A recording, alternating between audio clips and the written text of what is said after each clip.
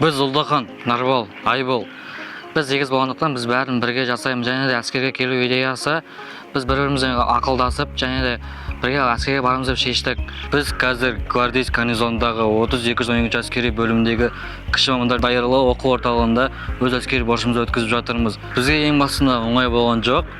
Уақыт өте келе біз бәрін үйрендік. Біз қазір өзімізді жеке жүргізуші куәлігін алуға дайындап жатырық.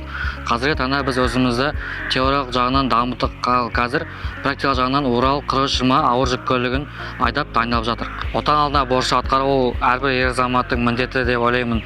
Біз отан алдында борыш атқармай қоймай, өзіміздің отбасымыздың, ата-анамыздың үмітін ақтап және абыроймен үйге ораламыз.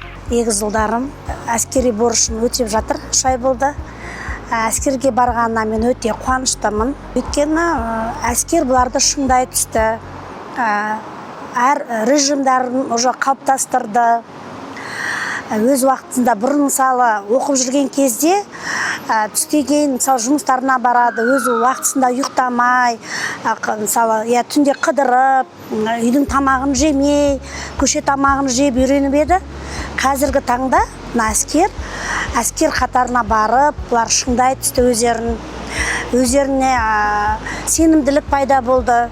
Өте қуаныштымын әскер қатарына барғанына. Өте бұлар одан да шыңдай түсті, өздеріне одан да бауырмашыл бола бастады. Мен айтар едім ата-аналарға, осы әскери қатарына бармаған балаларға, әскерге барғандарыңыз өте дұрыс, өте абзал деп ойлаймын. Ата-ананың қадірін осы әскерге барғанда біледі деп ойлаймын. Осы егіз балаларымды Таңшолпан телеарнасынан көрейін деп ойлаған жоқпын. Мен өте ризамын. Бірінші осы гарнизонның басшылықтарына, сіздерге көп рахмет, еңбекте табысты болыңыздар.